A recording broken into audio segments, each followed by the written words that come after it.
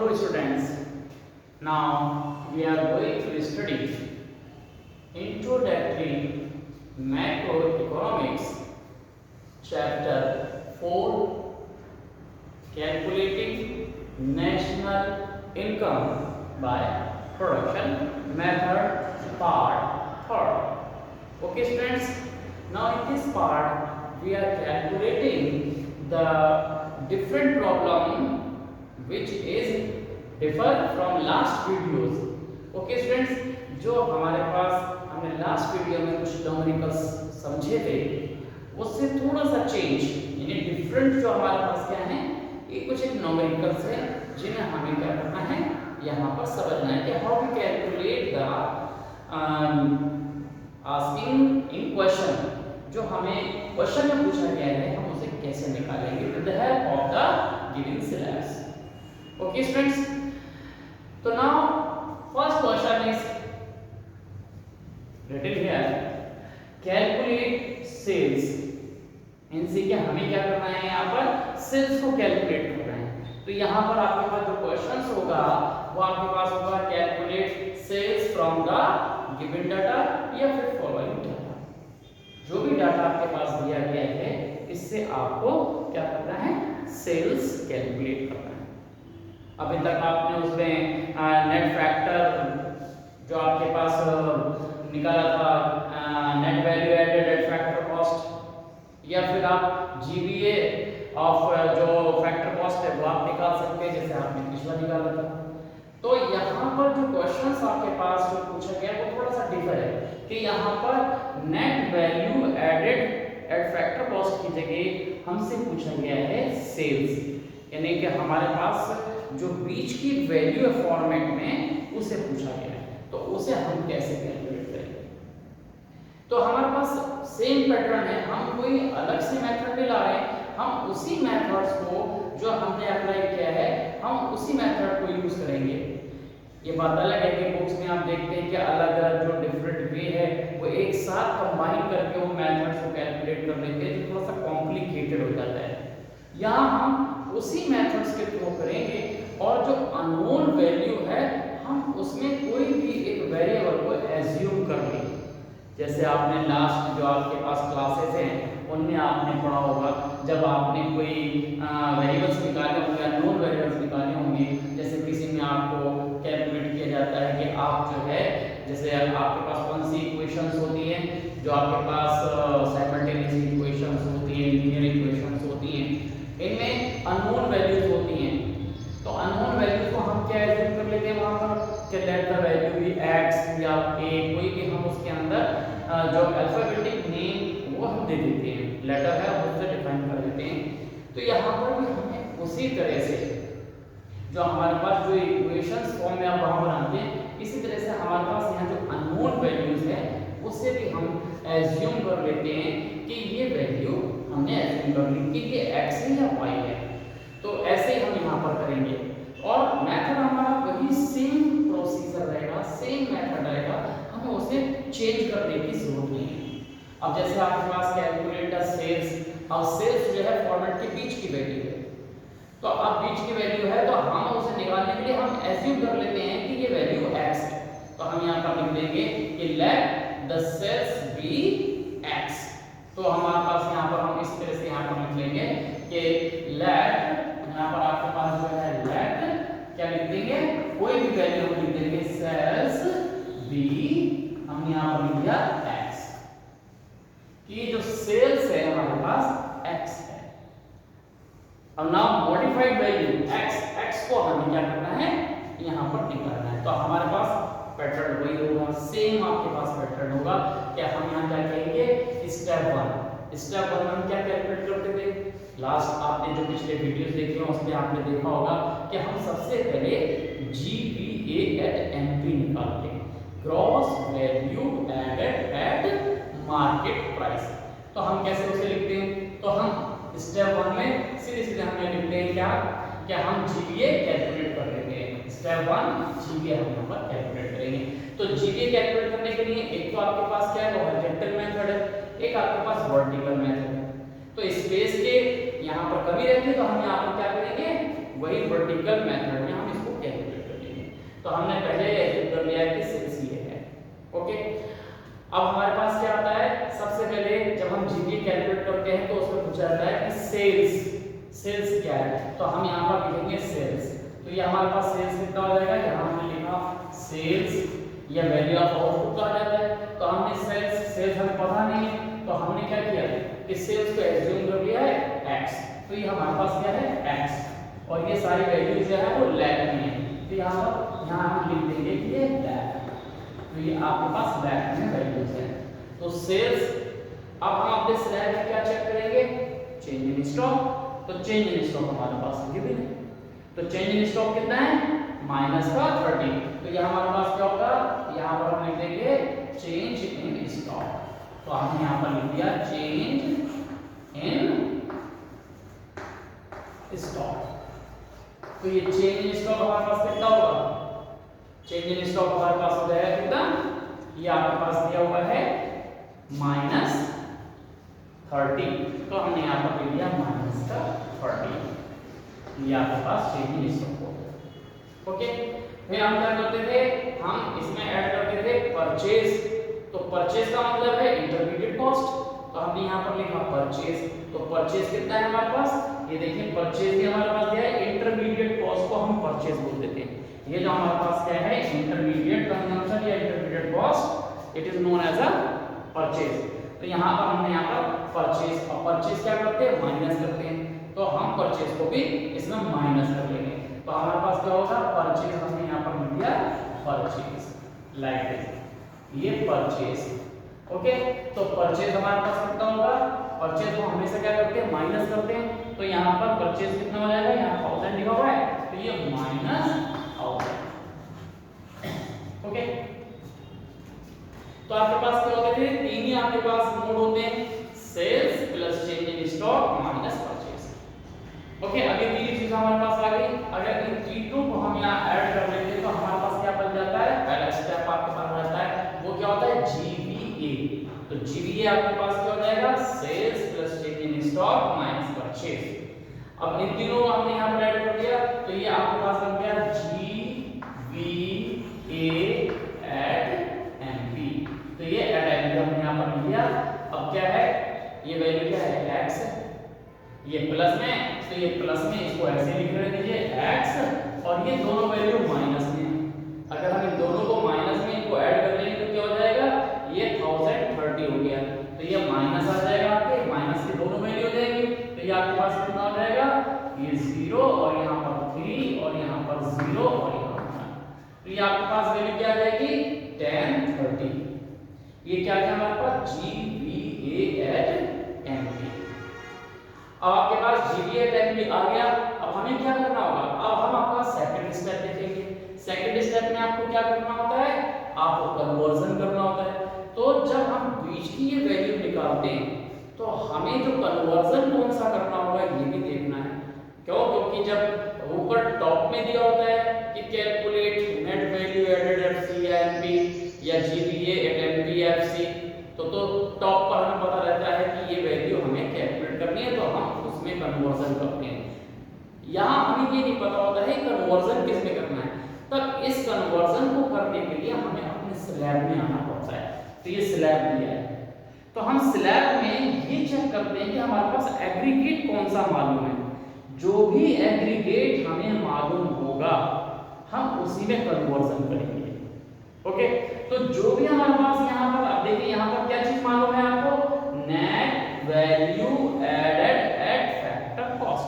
तो ये हमें एक एग्रीगेट दिया हुआ है, तो ये एग्रीगेट हमारे पास दिया हुआ है। तो हमारे पास ये क्या होगा, हम इसको यहाँ से नोट कर लेंगे और उसे कन्वर्ट कर लेंगे। तो ये जो क्वेश्चन है वो यही तक फॉर्म है। तो ये हमारे पास क्या है, net value added at FC, ये हमें दिया हुआ है। तो हमें कन्वर्जन क्या करना होगा, इसी में करना होगा। तो हम यहाँ पर स्टेप सेकंड में जो हमारे पास आता है स्टेप सेकंड, तो हमारे पास क्या होगा, हम क्या करेंगे, GVA जो हमारे पास दिया है हम इसकी हेल्प से हम उसे बनाएंगे। तो हमें निकालना है कि हम क्या कर, किसमें कन्वर्ट कर देंगे, नेट की जगह हम उसको शॉर्ट फॉर्म में लिखते हैं, नेट वैल्यू एडेड एट क्या जो है वो यहाँ पर नोट कर दिया। ओके, अब ये वैल्यू क्या हो जाएगी जो हमने कैलकुलेट किया है GVA एट MP, ये हमने कैलकुलेट कर दिया। अब इसका कन्वर्जन जो है वो आपको यहाँ कर देना है। तो ये आपको समझ में आया कि हम कन्वर्जन किस में करेंगे, जो हमें स्लैब में दी गई वैल्यू है। ओके, तो हमारे पास जो भी एग्रीगेट द वी conversion of that aggregate which is given in slab, जो हमारे पास स्लैब है उसमें जो भी दी गई वैल्यू है उसी में हम कन्वर्जन करते हैं। तो जो हमने जीवीए फर्स्ट स्टेप पे निकाला है हम इसमें कन्वर्जन कर लेंगे। ओके, तो यहाँ पर आप देखिए ये ग्रॉस है और ये नेट है। कन्वर्जन का जो रिलेशन है वो आपको अब अच्छी तरह से लर्न है कि ग्रॉस जो है वो ग्रेटर है और नेट जो आपके पास है वो स्मॉलर है। तो हमारे पास क्या होगा, हम क्या करेंगे, इसमें क्या माइनस कर देंगे, डेप हम माइनस कर देंगे। जब हमें क्या करना होता है, ग्रॉस को नेट में कन्वर्ट करना है तो हम यहाँ पर ये जो डेप है हम उसे माइनस कर देंगे। ओके, और फिर हमारे पास क्या होता है, ये सेम है, अब हमें कन्वर्ट करना है एफसी और एमपी का। तो एमपी को हमें यहाँ कन्वर्ट करना है, हमेशा ये राइट हैंड से हम लेफ्ट में कन्वर्ट करते हैं। तो यहाँ हमारे पास एमपी से एफसी पे आने के लिए हमें क्या करना पड़ेगा, MP is always greater than FC, then we must be subtracted what, NIT, यानी नेट फैक्ट। नेट तो हमारे पास क्या होता है, इनडायरेक्ट टैक्स। तो नेट इनडायरेक्ट टैक्स को हम माइनस कर देंगे, यहां से लिख देंगे एनआईटी। अब हमारे पास क्या है, जीवीए हम यहां से कैलकुलेट कर चुके हैं। ओके, क्या है हमारे पास, ये x माइनस 1030 माइनस डेप यहां से दिया गया होगा। डेप ये है, देखिए आपके पास, इसी को हम क्या बोलते थे, कंजम्पशन ऑफ फिक्स कैपिटल। ये आपके पास क्या है 60, तो ये हमने यहाँ पर 60 यहाँ लिख दिया। ओके, ये आपके पास 60। अब देखिए एनबीए हमें मालूम है, इसलिए तो हमने कन्वर्ट करता है कि हमें मालूम है अननोन वैल्यू इसी के बेस पे निकलेगी। तो अननोन वैल्यू जो है हम इसी के बेस पे निकालेंगे। यही हमारे पास होता है कि हम कन्वर्जन से फॉर्मूला तैयार कर लेंगे और उसकी वैल्यू को सब्स्टिट्यूट करके हम अननोन वैल्यू कैलकुलेट कर लेंगे। तो यह कितना 560, तो ये हमने यहाँ 560 यहाँ पर लिख दिया। और एनआईटी देखिए इनडायरेक्ट टैक्स माइनस सब्सिडी होता है, सब्सिडी दी हुई नहीं है इसलिए वो 0 है। ओके, तो हमारे पास इस तरह से हम क्या कर देंगे कि यहाँ पर क्या करेंगे, हमारे पास आ जाएगा एनआईटी। क्या होता है एनआईटी, हमेशा आपको मालूम होना चाहिए इनडायरेक्ट टैक्स माइनस सब्सिडीज। चाहे तो आप इसको फॉर्मूले को यहाँ लिख सकते हैं और नहीं भी लिख सकते हैं तो आप इसको डायरेक्टली फॉर्मूले की बेस में सॉल्व कर सकते हैं। तो एनआईटी का क्या फॉर्मूला होता है, indirect tax minus subsidy. Indirect tax हमें मालूम है, ये दिया हुआ है। ओके, इनडायरेक्ट टैक्स हमें मालूम है और सब्सिडी हमारे पास नहीं है, तो इसका मतलब है कि यहाँ पर सब्सिडी 0 है। तो ये आपके पास क्या हो जाएगा 60 माइनस 0। तो ये आपको समझ में आ गया कि एनआईटी अगर नहीं दिया गया है तो इनडायरेक्ट टैक्स माइनस सब्सिडीज होता है। तो इनडायरेक्ट टैक्स दिया है 60, सब्सिडी हमें नहीं मालूम है इसलिए हमने उसे नहीं लिखा है। तो ये हमारे पास क्या हो जाएगा 60 माइनस 0। अब आपको क्या करना है, सिंपल सी आपको कैलकुलेशन यहाँ पर सॉल्व कर देनी है। ये x हो गया माइनस 1030 एंड देन माइनस 60 और यहाँ से ये माइनस का 1 अगेन 60। अब आपके पास हो गया 560 और ये हमारे पास कितना हो जाएगा, इज इक्वल टू ये हमारे पास x माइनस, अब इन सबको ऐड कर लीजिए तो ये आ गया 0 0 0, तो ये 0 हो जाएगा। हम ऐसे भी काउंट कर सकते हैं, अगर हॉरिजॉन्टल है मेथड वर्टिकली को होगा लेकिन हम हॉरिजॉन्टल भी कर सकते हैं। जो आपकी यूनिट से ऐड करेंगे 0 0 0, ये आपके पास आ गया 6 12 और ये 3 15। ओके, तो ये 15 का 5 1 कैरी।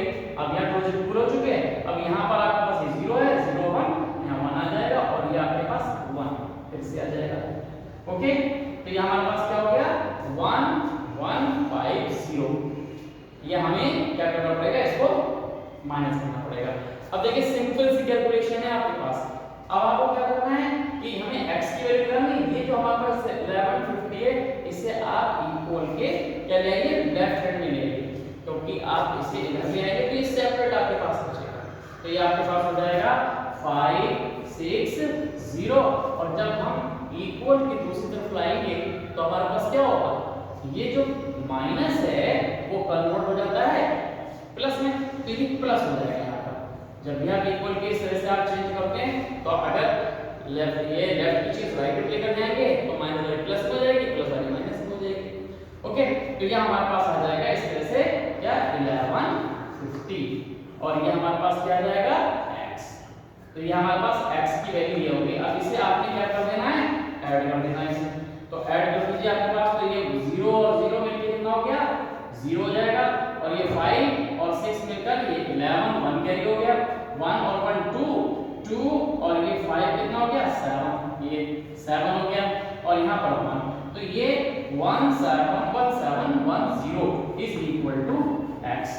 तो x की वैल्यू आपके पास क्या होगी, तो हम यहाँ पर फाइनली क्या लिख सकते हैं, देयरफॉर आपने यहाँ पर लिख दिया क्या है यहाँ पर ये वैल्यू, देयरफॉर क्या हो जाएगा ये आपके पास, ये जो हमारे पास x है, x का मीन क्या है हमारे पास, x है सेल्स, तो आप ये लिख देंगे देयरफॉर, यहाँ पर आपने लिख दिया, यहाँ देखिए नीचे शायद दे दिया होगा लेकिन यहाँ पर हम इसको लिख सकते हैं देयरफॉर, ये आपके पास क्या हो जाएगा, जो सेल्स है यानी x को हमने सेल्स कहा है यहाँ पर, तो ये जो सेल्स है वो कितनी हो जाएगी, इज इक्वल टू ये 1710, ये आपके पास नोट कर देंगे लाइक दिस, और ये वैल्यू कितने सब लैख में, तो ये आपके पास क्या हो जाएगा लैख, ये इसका आंसर हो जाएगा। ओके, तो ये आपके पास ये इसका आंसर लैख हो गया। तो आप इस तरह से अगर कोई मिड में जो वैल्यू है वो आपसे पूछी जाती है तो आप यहाँ कैलकुलेट कर सकते हैं, तो वो इजीली आपके पास आ जाती है। तो इस तरह से हमारे पास क्या होगा, ये आप कैलकुलेट कर सकते हैं। तो ये हमारे पास ये क्वेश्चन जो था कैलकुलेट द सेल्स, वो हमारे पास यही तक था। तो ये जो वैल्यू ये हमारे पास है, ये अलग क्वेश्चन आपके पास आ जाएगा, ये अलग क्वेश्चन हो जाएंगे। तो अब ये क्वेश्चन अलग हो जाएंगे, इसी बेस पे आपके पास दूसरा क्वेश्चन आप ये निकालेंगे। तो उसमें हम निकालने के लिए क्या करेंगे कि यहाँ पर जो वैल्यूज दी हुई हैं हम उसमें थोड़ी सी चेंजेस कर देते हैं। तो ये आप देखिए यहाँ पर जो वैल्यू है वो आपको निकालना है, यहाँ पर आपके पास निकालना क्या है, आप यहाँ पर निकालेंगे वैल्यू ऑफ आउटपुट। तो आपको क्या करना है, value of, calculate value of output, ये वैल्यू ऑफ आउटपुट ये आपको निकालना है, वैल्यू ऑफ आउटपुट।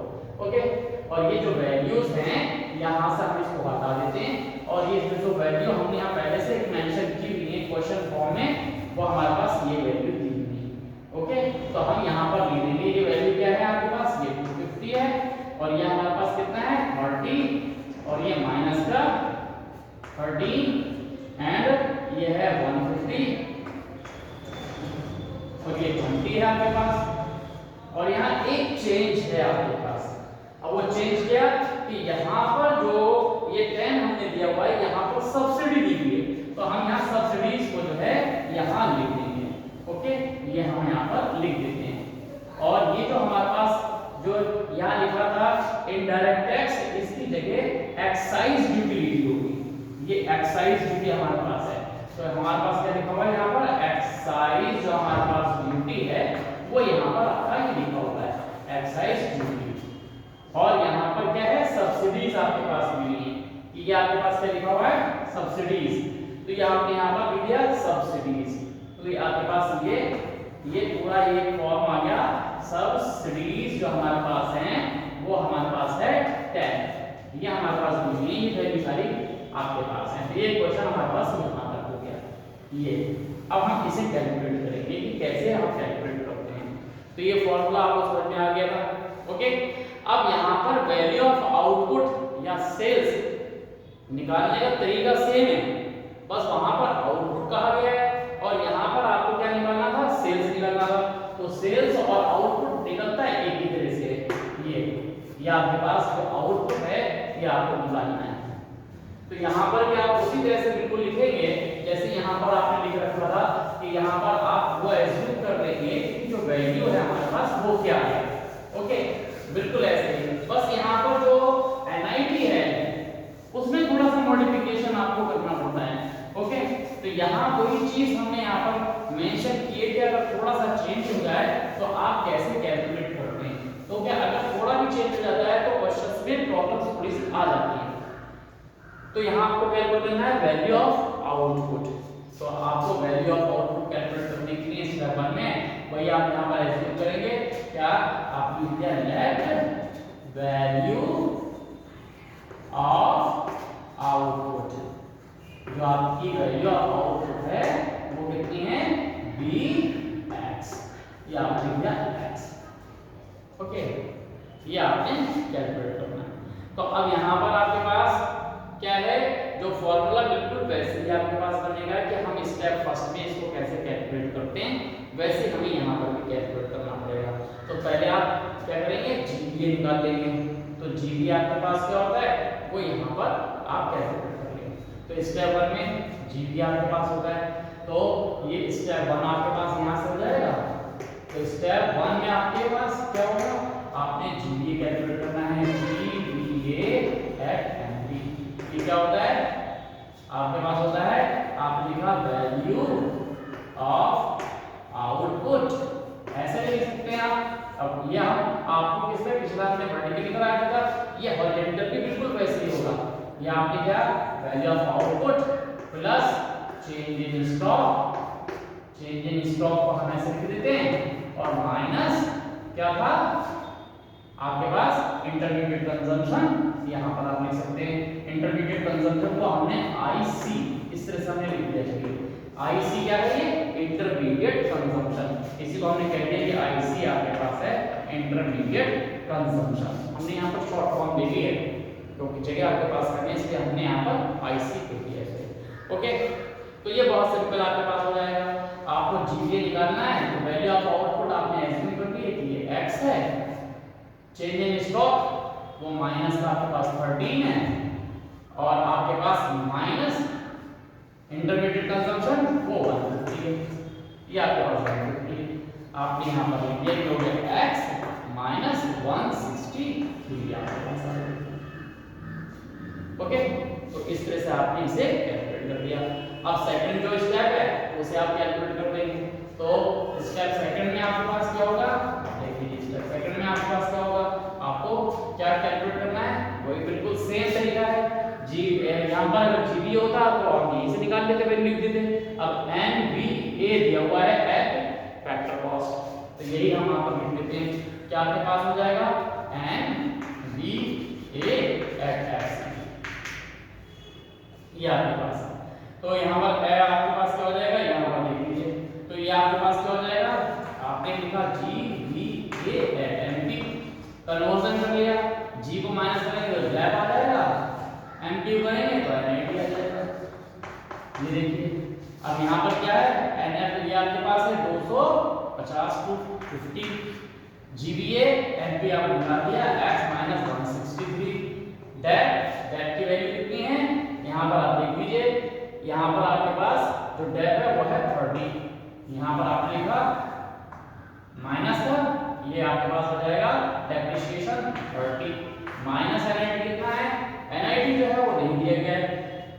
तो NIT क्या होता है इनडायरेक्ट टैक्स। यहाँ पर आप लिखते हैं indirect tax.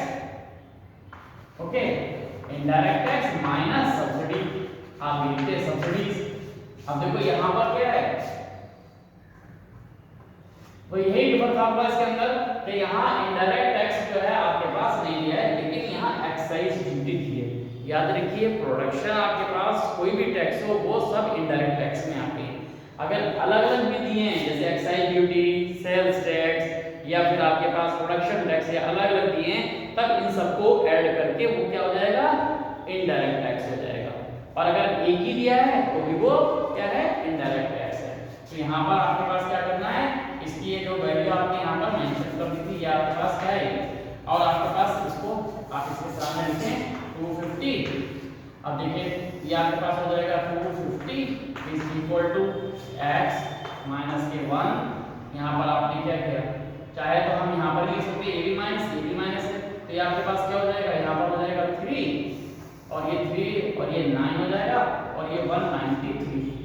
Okay, minus indirect tax का मतलब एक्साइज ड्यूटी है 20 माइनस सब्सिडी कितनी है वो है 10, तो आपके पास कितना बचेगी वैल्यू, ये 2, ये कितना हो जाएगा 50 is equal to x minus, अभी कितना हो जाएगा यहाँ से 193 और यहाँ माइनस कर दीजिए 10, यहाँ से 10 बचेगा, तो और इसके अंदर से ये 10 आपके पास आ जाएगा, तो ये 253 इज इक्वल टू x और ये कितना हो जाएगा माइनस 200, अगर यहाँ से देखिए तो 3 हो जाएगा, ये लाइक दिस, ये देखिए। ओके, अब ये वैल्यू फिर से इधर आके ऐड हो जाएगी, तो 253 और यहाँ पर कितना है, नहीं 250, ये 250 है और ये हमारे पास क्या हो जाएगा प्लस का, ये इसमें आके 200 इज इक्वल टू x, अब इसे ऐड कर दीजिए तो ये हो जाएगा 3 0 और ये कितना हो जाएगा 5 और यहाँ से आप देख लीजिए कितना हो गया ये, तो ये आपके पास कितना हो जाएगा, आप यहाँ पर भी इसको चेक कर लीजिए, तो यहाँ आप चेक करेंगे तो ये आराम से आपके पास क्या हो जाएगा वैल्यू, हमारे पास कितनी हो जाएगी, ये आपके पास आ जाएगा 3 हो गया, 5 ये हो गया और ये 4, तो 453 इज इक्वल टू x, तो ये हमारे पास वैल्यू आ जाएगी। ओके, एक बार कैलकुलेशन जरूर चेक कर लेना इसके अंदर, तो ये हमारे पास इस तरह से आपके पास ये वैल्यू आ जाएगी।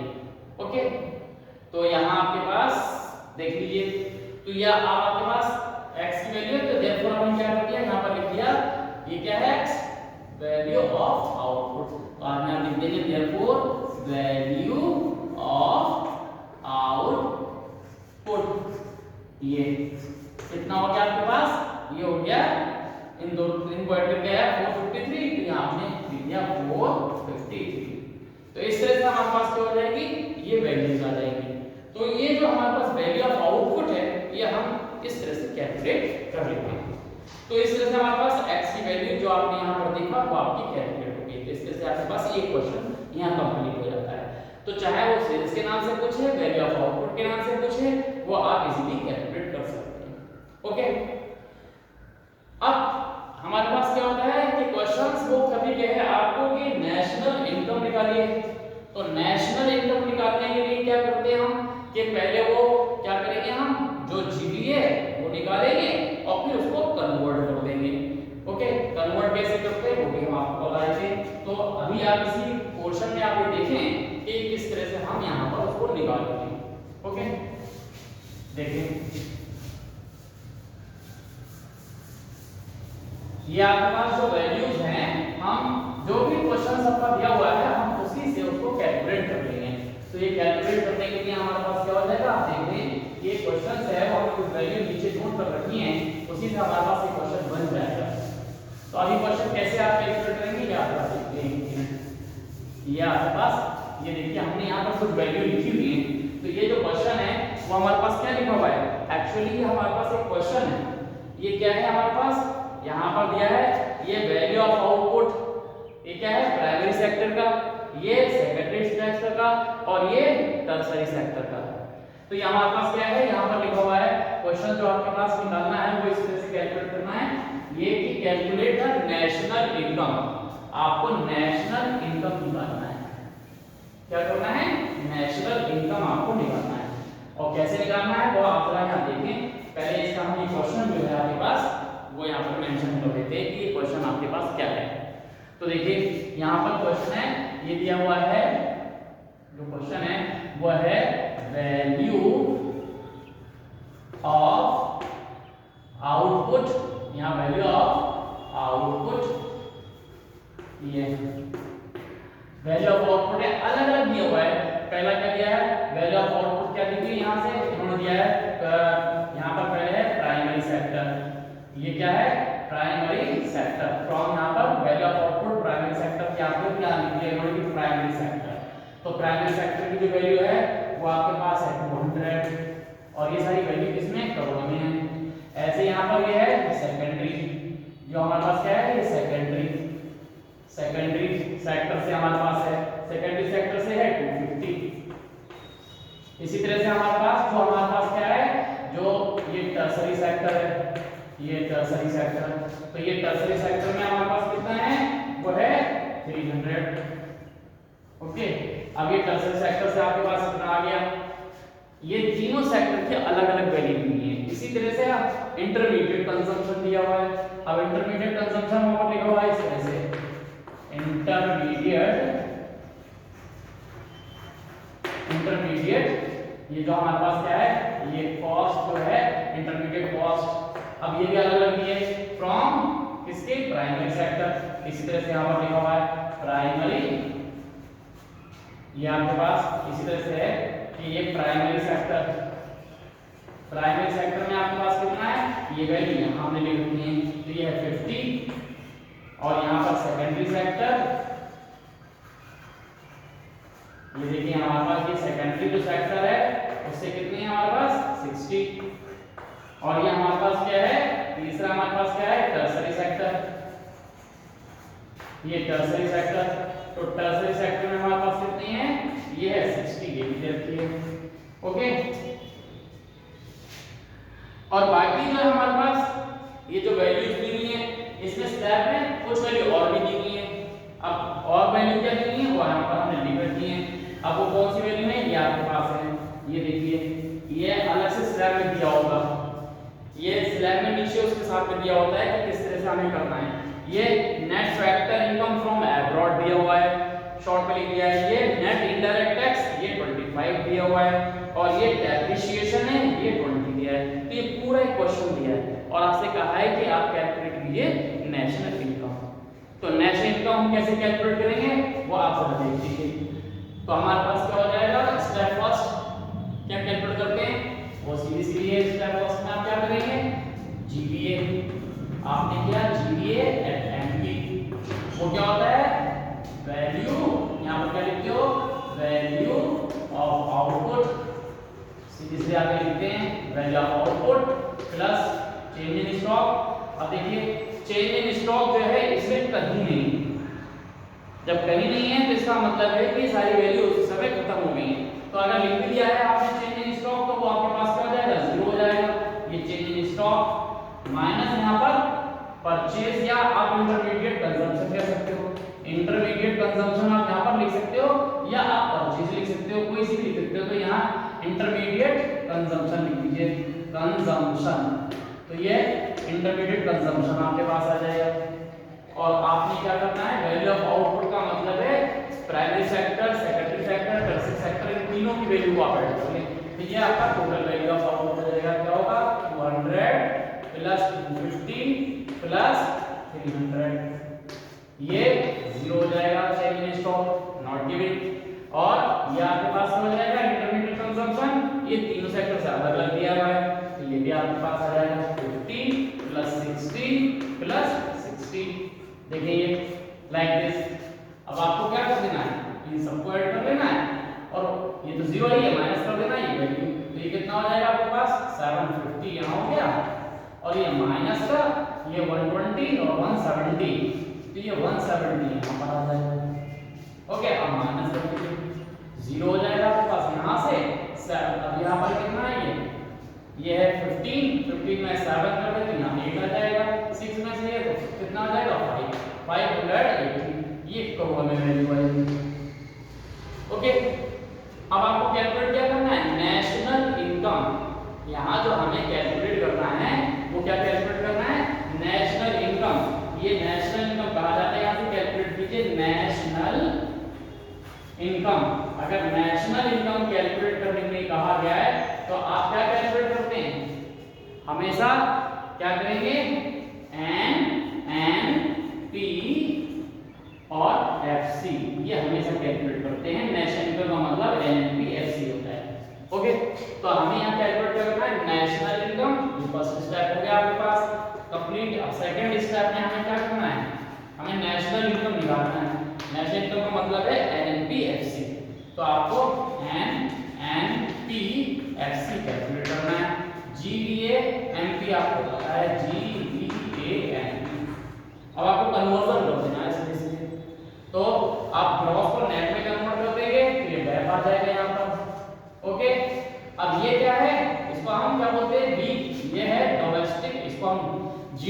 बोल दें, जीडीए कहें या जीडीपी कहें, मतलब जीडीपी हम ये भी कह सकते हैं इसको एमपी, और ये जीडीएमपी भी है। इसका मतलब है डी यानी डोमेस्टिक। अब डोमेस्टिक से नेशनल में जाने के लिए क्या करना पड़ेगा, क्योंकि डोमेस्टिक होता है आपके पास छोटा, नेशनल बड़ा है, यानी कि ग्रेटर में जाना है तो हम यहाँ प्लस कर लेंगे, और प्लस किसका करेंगे, वो कन्वर्जन बहुत पहले आप सीख चुके हैं, इसलिए एनएफआई होता है net factor income from abroad. और बाकी है आपके पास क्या होगा, एमपी से एमपी जाने के लिए वही माइनस कर देंगे, वही सारी वैल्यू वहां पर दी हुई थी उसी को हम यहां पर लिख देंगे। तो हमारे पास जीबी कितना हो गया 580, ओके। और यहां से आपको डेप कर देना है माइनस, तो आपने डेप माइनस किया, कितना है डेप, डेप्रिसिएशन है आपके पास 20 यहां माइनस किया, प्लस एनएफआई है 15 आपने ये माइनस कर दिया हुआ है। देखिए ये भी ध्यान रखना होता है कि अगर एनएफआई माइनस में है तो फिर हम इसको ब्रैकेट में करके देंगे माइनस का 15, और फिर क्या है आपके पास एनआईटी है आपके पास माइनस कितना 25 लाइक से। अब आपके पास क्या हो जाएगा, ये लाइक दिस 20, और ये आपके पास क्या हो जाएगा प्लस माइनस का 15 और माइनस 25, ये सब आप इसके अंदर क्या कर दिए माइनस कर दीजिए 580 में से, तो 20 और ये 40 हो गया, हम यहाँ पर माइनस कर देंगे तो ये 60 आपको माइनस करना पड़ेगा, 550 हो गया और 1 हो गया 2 3 4 और 2 6, तो आप यहाँ पर इस तरह से माइनस कर सकते हैं। तो ये आपके पास कितना हो जाएगा 520 करोड़। तो आपके पास क्या हो गया एनएनपीएफसी मतलब नेशनल इनकम, तो आपने यहाँ पर लिख दिया देयरफॉर आपका जो नेशनल इनकम है वो कितनी हो गई, देयरफॉर नेशनल इनकम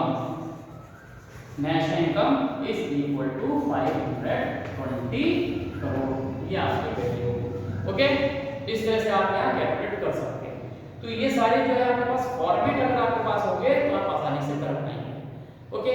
अब एक दो जो आपके पास अलग से फॉर्मेट अगर थोड़े कोई क्वेश्चंस हमें दिखते हैं तो अलग फॉर्मेट के और हम आपको करा देंगे, बाकी आप इसकी प्रैक्टिस करेंगे, हम जो यहाँ से क्वेश्चंस आपको देंगे आप उसको सॉल्व करेंगे।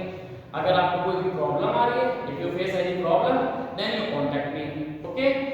फोन नंबर आपके पास मालूम है आपको, वैसे भी असाइनमेंट में नीचे आपके पास हमारा फोन नंबर दिया है, ओके। तो ये आप इसको सॉल्व करें, ओके। Thank you.